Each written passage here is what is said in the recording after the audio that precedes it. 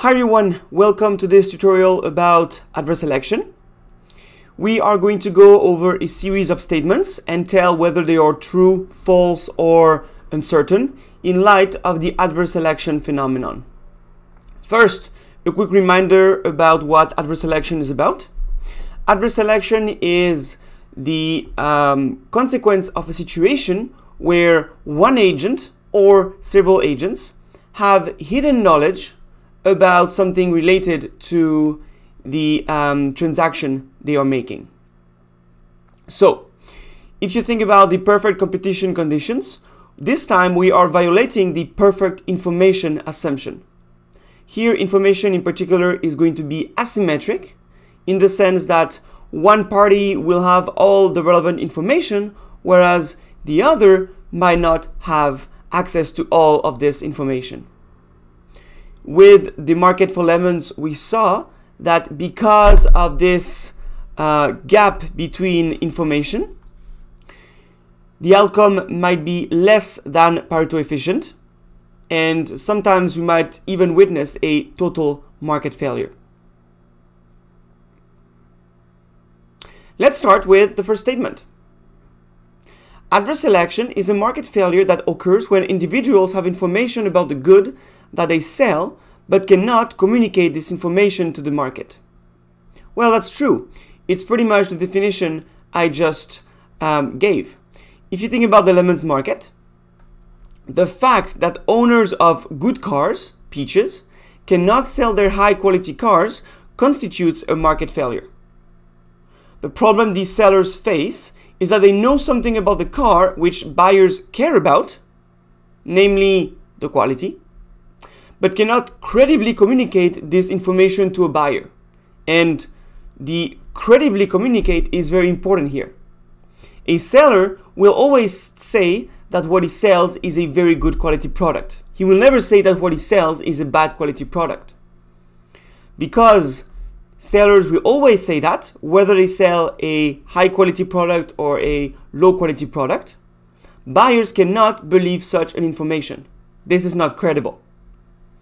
Sellers who would like to communicate about the quality of their product might resort to other measures. Something like a warranty can be used as a good signal, or simply they can reinforce the information around their good by providing inspections, certificates, or some sort of standards. They hire a third-party firm which is going to conduct an inspection on the product and then give a stamp of approval or not, which will signal something about the quality of the product. Now let's go over an insurance problem. Private life insurance will never insure a cancer victim. After all, a cancer victim has a high probability of having to go through medical procedures. So the insurance company might have to pay a lot of money to the insuree if he has cancer. Well, that's not a reason why an insurance company would not insure a cancer victim. So this statement is false.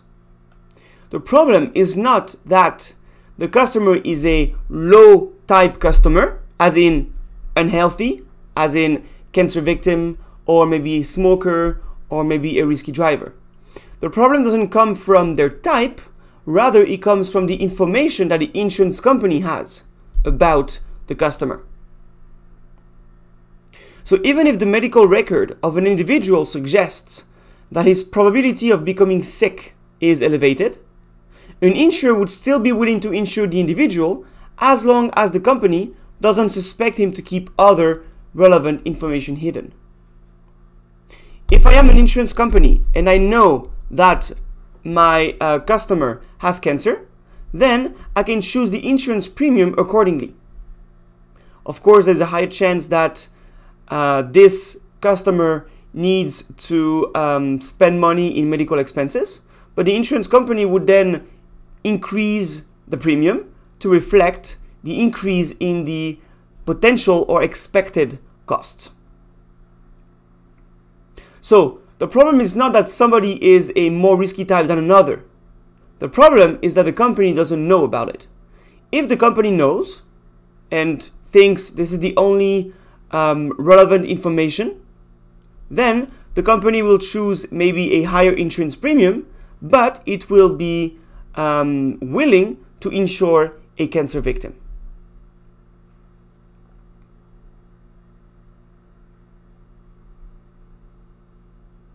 Now, let's move on to the banking sector. The reason private banks will ask for a collateral is adverse selection. Banks want to avoid attracting customers with a high default risk. That is an uncertain statement. So, a collateral in a loan contract is an asset that will be seized by the bank if the borrower is unable to repay his debt.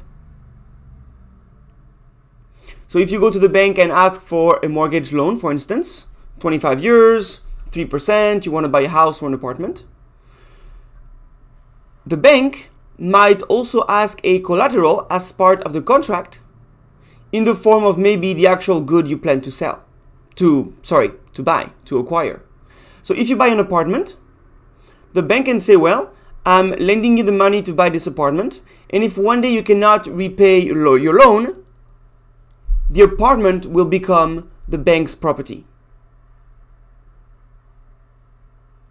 So, asking for collateral could be a way to limit adverse selection. It could be a way to select good borrowers by exposing bad borrowers to a high risk of losing their asset.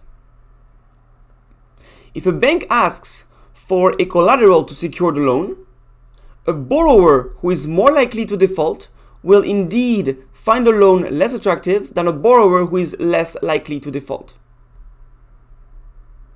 So if you know that you are a good borrower, a collateral should not be a problem for you because you will never be in default. But if you know that you are a risky borrower because you might have to spend this money somehow and you're not sure if you can repay the loan, then you must be aware that you might lose your house or your apartment. And so that might make you more reluctant to get a loan. So collateral can serve as a screening device to alleviate a problem of hidden information. If you impose a collateral on the contract, then the ones who accept are probably going to be the borrowers who are relatively safe, the ones who are confident they can repay their loan. Now, that's the adverse selection side of the story. A collateral can also be used to alleviate the moral hazard problem. Moral hazard happens where, again, one side of the contract has less information than the other, but this information is about the actual action of the agent that is not observed by the other side, by the principal. In the case of adverse selection, a driver is inherently good or bad. That's in his nature. In the case of moral hazard, a driver decides to drive in a risky way or in a safe way. Again, every time, the car insurance company does not observe that. The car insurance company doesn't know if the driver is good or bad. That's the adverse selection part. Moreover, it doesn't know whether the agent is actually driving in a risky way or in a safe way. So, a collateral can be a way to discipline the actions of the borrower once the loan contract is signed. In the absence of a collateral to secure the loan, borrowers may have an incentive to default strategically, which means they do not repay the loan although they actually have the funds to do so. So, if they do this and there is no collateral, then they can walk away. Imposing a collateral will make them lose their asset if they decide to not repay the loan in a strategic fashion. So collecting an asset upon default makes this kind of strategic default much more costly and thus less likely. So here the collateral serves to alleviate a moral hazard problem with a hidden action. The collateral can be used for both purposes. Not only it helps selecting the good kinds of borrowers, moreover, it helps monitoring, it helps keeping the borrower disciplined once the contract is loaned, because now the borrower is exposed to the risk of losing his asset. So collateral is a pretty powerful measure. In insurance markets, there is something similar called a deductible. A deductible is an amount of money a customer has to pay in the case he gets into a car accident. So he pays the insurance company at the beginning of the year. If he gets into an accident, the insurance company covers some part or the full loss. But in the case of an accident, the company is also asking a bit of money back in the form of a deductible. It is like paying something to the insurance company as a punishment for getting into an accident. So at the end of the day, even if you ask for full insurance, as in the full damage is being repaid by the insurance company, the deductible that you have to pay will, at the end of the day, make it a partial insurance contract. And because it's partial, it means that you do not end up with the same amount of money in the absence or in the presence of an accident. So in this sense, the customer is exposed to risk. By exposing the agent to risk, he will have an incentive to exert the good behavior. In the case of car insurance, that would be to drive safe. In the case of credit markets, it would be to repay his debt every month according to the repayment schedule. In the case of health insurance in general, it would be to stay healthy, maybe avoid drugs and stay healthy. Or in the case of the labor market, that would mean to provide effort at work.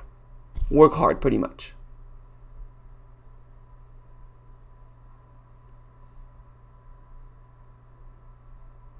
Now, let's change markets again. Let's go to the cab drivers market. Cab drivers that lease their cab from the company for a fixed fee and can keep the profits for customers for themselves have less incentive to work hard, so they can take fewer breaks or pick up new customers and so on, than cab drivers who work for a 50-50 share of the profit they generate. So here we are going to compare two contracts. The first contract has the cab driver pay a fixed amount to the company to be able to use the car. Then any money made on a customer is the driver's money. The other contract says that cab drivers have to share 50% of their profit to the company. So whatever money they make at the end of the month, half of it has to go to the company. Now, we are going to see whether one contract or the other give less or more incentives to work hard.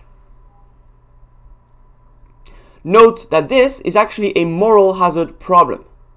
It is not so much about adverse selection, but it's about providing effort on the job.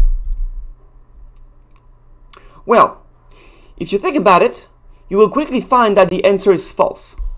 So, if a cab driver pays a fixed fee to the owner of the company, the cabbie will collect 100% of the customer at the margin. At the margin means that any extra dollar will go into the cabbie's pocket in full. With the second contract, any extra dollar made, the cab driver will only perceive 50 cents because the remaining 50 cents will go to the cab company. So he has less incentive to make an extra dollar when he shares 50-50 than when he gets the full money for himself. And more generally, this type of contract is used to solve the moral hazard problem. The idea is that once the cab driver pays his fixed fee to the company, then all the money made on customers will fully go to his pocket. So he will have an incentive to work extra hard because any extra hour worked will fully go for his own profit.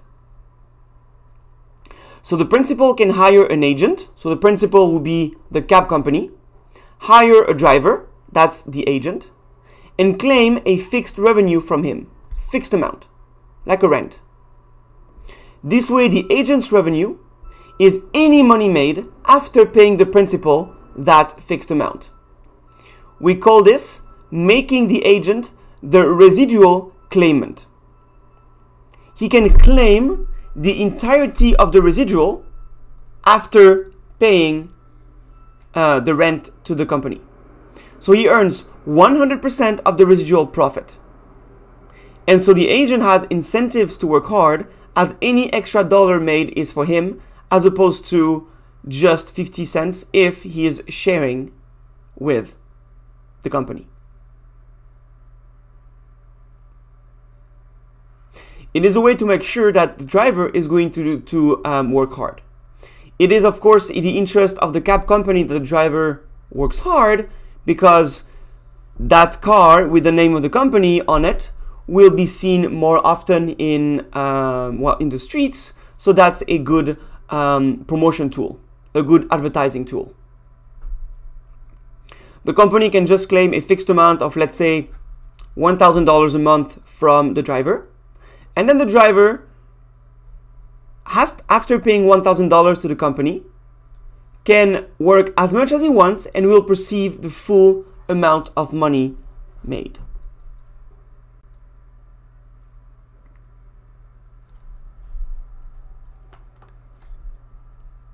Now, let's go back to adverse selection, and in particular to the topic of signaling. The last statement says, increasing academic tuition fees can increase the number of applications to a program. That feels counterintuitive, right? If a school is more expensive, how come there might be more applicants? Yet, this statement is true. So, it may increase attendance if getting a degree is affordable for everyone. So, let's think about it. If the degree is affordable for everyone in the first place, it might lose some of its signaling value. You might not be able to signal your ability if people of other abilities are also taking this degree. So in such a case, high ability students do not have an incentive to enroll in the program, as it might not help them signal their ability on the labor market. Remember that for a signal to work, it must be credible and costly to fake. So, by increasing tuition fees, it will make the degree maybe too costly for low ability students, because the overall cost of acquiring a degree will be higher for low ability students versus high ability students. So, high ability students might want to acquire it to signal their ability. So, this is related to the general idea of making a program selective. In general, increasing the selectivity of a program can help make the degree a better signal, as high ability students will take it or will be enrolled in it. Think about, in particular, schools or programs that add little value to the student's ability. There are such programs, and they're mostly based on reputation and on network. They provide a very good network of firms, a big alumni network. They propose a lot of co-op positions and so on. So students enroll in that program might not learn a lot of new things from the program, but they might get a head start on the job market because the school has a well-developed network with alumni and different firms. By making the program selective, and I mean not only in terms of tuition fees, it could also be in terms of limited number of seats and selection based on the resume, like GPA, other courses, and any other resume skill, will make the degree more interesting for high ability students who will get enrolled, and high ability students are more likely to be enrolled in such programs, so they can use the program as a signal of their ability. Typically the story goes as, oh, the student went studied in this program. Only a few people are selected in this program, so that student must be smart. And this is how you get a program, an academic program, to signal the ability of students. Many schools are actually playing on that. They are limiting the number of seats in their programs as a way to signal, well, we only have a couple of students, but they have been carefully selected, so they are good students. Of course, these programs also work on improving the skills and the ability of these students, but they don't necessarily need to focus on that too much when they already have a good reputation, plus an extensive network that they can use to prepare their students for working life. There are also programs which are highly selective and also very challenging. So not only they select very smart students, high ability students, but they also challenge them with difficult things to make them even better, reinforcing the reputation of the program. Remember that in real life, academic programs always improve students in one way or another. The model seen in class, the education as a signal model, is a model where the school or the education doesn't change the ability of the student. That's a very extremely simple case, just so that we could extract the intuition of the separating equilibrium versus the pooling equilibrium. In reality, education also increases the ability of students, but some programs also care about selecting good students, high ability students in the first place, to reinforce their reputation. So, let me summarize what we saw in adverse selection. One party has an information that the other party doesn't. In general, the agent is the one with the information, and the principal, who writes the contract, is the one missing this information. An employer would be the principal, a worker would be the agent, a driver would be the agent, the insurance company would be the principal. The banker would be the principal, the ones that proposes the loan, and the borrower would be the agent. Every time, the agent is the one having hidden knowledge about himself, and sometimes the agent wants to communicate this knowledge and say, hey, I'm a good borrower, I'm a high ability student, I'm a good worker. But sometimes they do not want to reveal this information. A borrower which is risky, as in likes to burn money at the casino and gamble, doesn't want the banker to know about that, because in this case the bank will charge a higher interest rate. A bad driver by nature doesn't want to know the insurance company that he is a bad driver. Otherwise, the insurance company would increase the insurance premium. A low ability worker doesn't want to tell the employer that he has a low ability. Otherwise, he would get paid a lower wage. Because of this information mismatch, it is possible that some goods are not sold on the market, some contracts are not being signed, because the party that doesn't have the information will use an expectation of the agent, of the type of the agent, which might result in a price that is too high for the high type agent, the good type, and so only the bad type agents will accept the transaction, which is why we call it adverse selection. The adverse type might be the only one being selected in equilibrium. In order to solve this market failure, there has been many different responses coming either from governments or from private firms. Firms in general want to signal something about the quality of their good, so they can use advertising, warranties, certifications. Workers and students want to communicate about their high ability, so they might use education as a signal of their ability.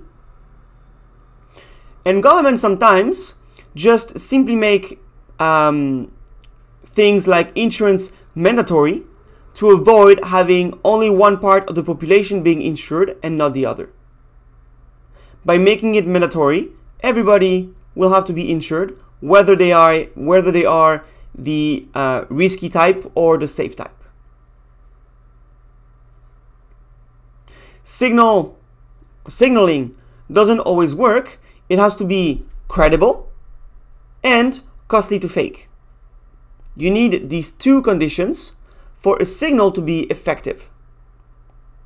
If it is not too costly to fake and anybody can get it, then there is no incentive for the high type agents to acquire such a signal, because the signal will not be useful. It will not help the principal distinguish types apart. This is what we call the pooling equilibrium, where everybody is in the same pool. If it is too costly to fake for one type of agents but not the other, then the high type agents might want to acquire this signal because it is too costly for low ability agents to acquire it. So, once the principal sees somebody with this signal, be it education, warranty, and so on, then the employer or the principal will conclude that the agent is a high ability or a high type agent and will pay him or offer him a contract accordingly.